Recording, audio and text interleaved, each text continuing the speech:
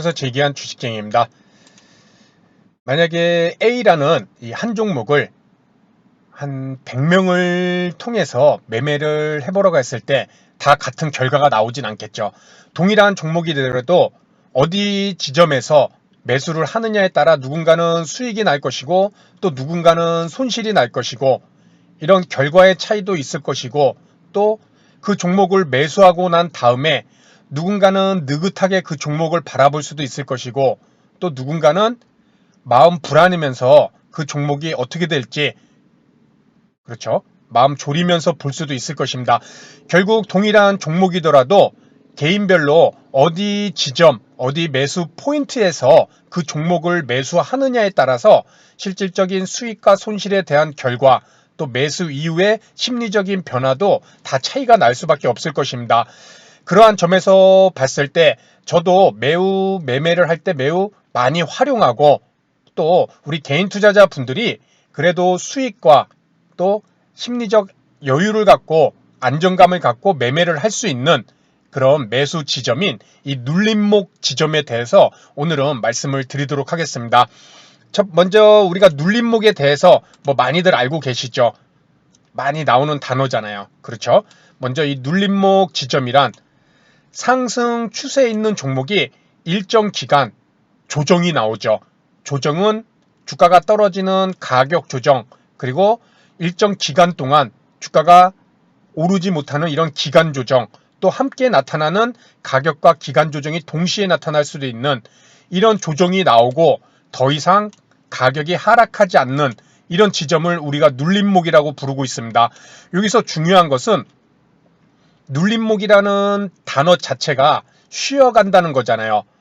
원래 가던 방향을 계속 가는데 쉬어간다. 그렇기 때문에 즉 상승 추세에 있는 종목을 한정해서 우리는 눌림목 지점을 말할 수가 있는 것입니다. 주가가 완전히 바닥권에 있는 그렇죠. 뭐 이런 지점에서 쭉 빠지고 오르는데 아직 상승 추세를 잡지 못하는 이런 위치에서 우리는 눌림목이라고 부르지 않죠. 그렇죠? 그거는 바닥을 다진다고 부르고 있죠. 그렇기 때문에 반드시 눌림목이란 지점은 상승 추세에 있는 종목 그렇죠? 이렇게 상승 추세에 있는 이런 지점에서 주가가 더 이상 올라가다가 하락하지 않는 이런 지점을 우리는 눌림목이라고 부르고 있습니다. 그리고 눌림목의 매매 기준, 눌림목 지점에서 우리가 실제 어떤 기준을 갖고 접근을 할 수 있을까? 보통은 차트 특정 이평선을 많이 활용하고 있죠. 그렇죠? 일봉 차트든 분봉 차트든 눌림목은 다 나오고 있습니다. 그렇기 때문에 일봉 차트나 분봉 차트상 뭐 저 같은 경우는 이 22평선을 많이 활용하고 있습니다. 일봉에서는 21이평선, 뭐 1분봉, 3분봉 갖고 매매를 할 때에는 20선, 22평선. 그렇죠? 이처럼 눌림목 매매는 이렇게 차트 이평선을 많이 활용하고 있고 또 추세선도 우리가 눌림목 매매에서 활용을 할 수가 있겠죠. 그렇죠? 가령 여기서 뭐 차트를 좀 키워서 얼마 전에 많이 함께 살펴본 내용이죠. 뭐 이렇게 추세선, 주가가 하락 추세선에 있을 때 이것을 돌파를 하고 난 다음에 그렇죠. 그리고 나서 눌림목이 나오는 이런 지점들 이런 것 또한 우리가 눌림목으로 볼 수가 있을 것이고 지금은 주가 추세가 하락 추세에서 돌파 이후에 나오는 그런 눌림목의 부분에 해당이 된다는 것이겠죠. 이것도 매우 중요한 게 주가가 조정 이후에 그 다음 상승으로 전환시키는 매우 중요한 그런 라인이라고 말씀을 드렸습니다. 이처럼 눌림목을 우리가 매매하는 그 기준은 크게 차트 이평선과 이런 추세선에 대한 눌림목, 추세선 돌파 이후에 그 추세선을 지지하는 그렇죠. 그래서 눌림목의 매매 기준으로 볼 수가 있을 것이고 우리가 실제 그러면 이런 눌림목을 매매 실제 활용하는 장점 그렇죠. 첫 번째는 추격 매수 방지. 주가는 계속 파동을 그리면서 쭉쭉쭉 한마디씩 막 오릅니다. 그렇죠. 이렇게 한마디씩. 이렇게 오르는데 이런데 덥석덥석 들어갔다가는 추격 매수가 돼서 쭉쭉 빠지잖아요. 그렇죠. 그렇기 때문에 쉬어가는 구간에서 눌림목에서 매수를 한다는 것은 분명히 이런 추격 매수를 방지를 할 수가 있는 것이고, 또 쉽게 매매 판단할 수 있는 어디 지점에서 매수를 한다. 그리고 그 지점에서 매수를 했는데 이탈했을 시에는 손절을 한다. 쉽게 또 명확하게 판단할 수 있는 그런 기준을 준다는 것이죠. 왜냐하면 우리가 아까 눌림목 매매 기준은 이렇게 일봉이든 분봉이든 특정 이평선을 많이 활용하기 때문에 뭐 22평선을 지지를 해주면은 매수, 뭐 이탈하면 매도를 한다던가 아니면 매수 보류, 분명한 매수 매매 기준을 우리에게 제공할 수 있다는 것이겠죠. 그것을 눌림목 매매의 장점으로 볼 수가 있을 것이고, 또 추세 매매가 가능하다. 그렇죠? 아까 얘기했듯이 눌림목은 상승 추세 있는 종목들을 주로 접근을 하기 때문에 이렇게 상승 추세를 통한 이런 추세 매매를 가능하게 해주고, 또 추세가 상승 추세 있다는 것은 당연히 강한 종목이고 시장의 주도주라고 볼 수가 있겠죠. 그렇죠? 그렇기 때문에 우리가 눌림목 매매를 통해서 이러한 장점이 있기 때문에 많이 활용을 하고 있고, 또 중요한 것은 이제 상승 확률이 높은 눌림목. 자, 우리가 쉽게 얘기해서 이 자리가 눌림목인지 아닌지 어느 누가 확신할 수 있겠습니까? 확신할 수 있는 사람들은 있죠. 중소형 종목들 중에 자금을 가진 개인 세력들이나 자신들이 차트를 만들어 나가잖아요. 돈의 힘으로. 아니면 일반 종목들에서는 외국인과 기관같이 또 돈의 힘을 가진 그들은 이 자리에서 좀 눌림목인지 아닌지 종목을 움직일 수 있는 돈의 힘을 가졌기 때문에 그들은 알 수 있을 것입니다. 그렇죠? 그것을 우리 개인 중소형 종목들에서 눌림목이 나올 때 그 이후에 상승하면은 우리는 그 자리를 보고 아, 여기 일반 개미들 털어내려고 흔들어서 떨어뜨린 자리구나. 이렇게 또 얘기도 하잖아요. 그렇죠? 하지만 우리 같은 일반 개인들은 알 수가 없죠. 그렇기 때문에 중요한 것은 상승 확률이 높은 그런 눌림목 자리를 꼭 알고 계셔야 될 것입니다. 먼저 첫 번째, 눌림목에서 다음 상승으로 이어질 수 있는 그런 좋은 눌림목이라는 것은 눌림목이 나오기 전, 그렇죠? 상승 추세 있는 종목이잖아요. 이런 상승이 중요 구간대, 중요한 저항 구간대인 예를 들어 정고점이라던가 아니면 뭐 특정 이평선, 여러 번 뚫지 못했던 뭐 90일 이평선, 120일 이평선 이런 중요한 이평선들을 뚫은 돌파하는 상승 이후에 나온 눌림목, 아니면 정고점을 돌파한 이후에 나온 눌림목, 또는 특정 가격 뭐 만원이나 10만원이나 5만원이나 이런 라운드 피겨 가격에 있는 특정 가격을 돌파하고 난 다음에 나온 눌림목, 그렇죠?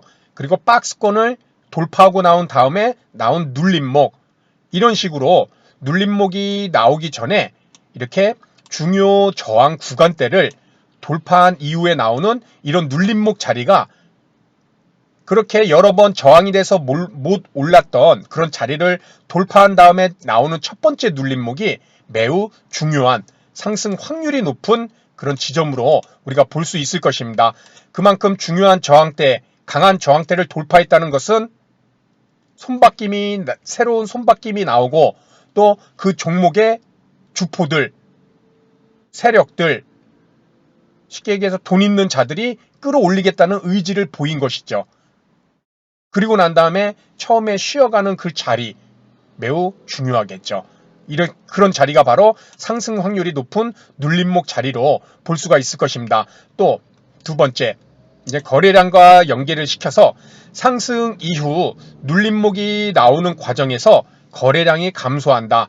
이것은 꼭 눌림목만이 아니라 상승하는 종목이 쉬어가는 그런 자리에서 거래량 감소라는 것, 우리 많은 분들이 잘 아시다시피 거래량을 매매에 활용했을 때 중요한 그런 하나의 기준이죠. 그렇죠? 주가가 상승했을 때는 강하게 거래가 터지다가 주가가 조정이 나올 때는 거래량이 감소한다. 여기서 들어온 매수 세력들이 좀 급등주를 한번 볼까요? 여기에서 들어온 뭐 매수 세력들이, 그렇죠? 주가 조정기가 나올 때 거래량이 감소를 한다는 것. 그렇죠. 이렇게 주가 거래량이 감소한 이 매수 세력이 물량이 빠져나가지 않았다. 그런 것을 우리가 판단을 한다는 것이잖아요. 그렇죠. KCT는 전자화폐 관련주죠. 그렇죠. 한네트랑 요즘에 좀 핫한 종목들인데 이 전자화폐 관련주. 이런 식으로 상승을 좀 시켜놓고 그리고 주가가 조정이 나올 때 거래량도 함께 감소한다. 이것이 거래량 파악하는 제1원칙이잖아요. 그렇죠. 상승할 땐 거래량 강하고 조정이 나올 땐 거래량 감소. 그랬을 때 이 상승을 만든 주포들이 빠져나가지 않음을 알 수가 있다. 그렇죠. 그래서 눌림목이란 자리도 지금 이 종목도 21선에서 상한가를 이렇게 막 만들어 놓고 21선에서 이렇게 눌림목이 나왔을 때 상승 이후에 거래량이 감소를 했다.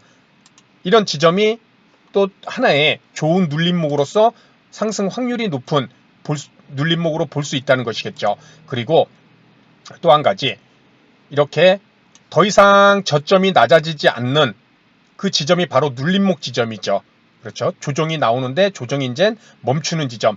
이런 데서는 단봉이나 도지형 캔들, 쉽게 얘기해서 단봉은 짧은 봉들이잖아요. 이렇게 짧은 봉들. 매수세와 매도세가 힘겨루기가 균형을 나오면서 주가가 크게 오르지도 내리지도 않는 그런 모습이 바로 이 단봉과 도지형 캔들이잖아요.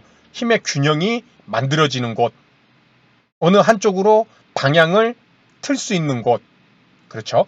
관심이 있는 매수세도 많고 또 뭐 손절이든 보유자든 매도하려는 그런 매도세들이 서로 힘의 균형이 만들어져서 방향성이 나오기 이전의 지점. 이것을 우리는 또 이렇게 도지형이나 캔들이 많이 나오는 눌림목 구간에서는 또 상승 확률이 높은 눌림목으로 볼 수가 있다는 것입니다. 그래서 기본적으로 이렇게 세 가지 관점에서 눌림목 지점에서 어느 눌림목이 좋은 눌림목인가 이렇게 상승 확률이 높은 눌림목을 또 이렇게 한번 살펴봤고 다음에는 그렇다면 눌림목 구간 이렇게 확률적인 매수 방법 이것도 한번 보도록 하겠습니다. 당일 상승하는 눌림목 구간에서 당일 상승하는 이런 양봉의 모습 그렇죠. 종가까지 양봉을 유지하는지 꼭 체크가 필요하겠죠. 그렇죠. 왜냐하면은 우리가 실질적으로 이 눌림목이 다음 상승을 위해서 쉬어가는 것인지 아니면 여기서 하락을 나오긴 하는데 잠깐 하락도 추세가 하락이면은 이렇게 쉬어가다가 또 하락도 나올 수 있잖아요. 여기서 반등이 나올지 쉬어갈지 그렇죠.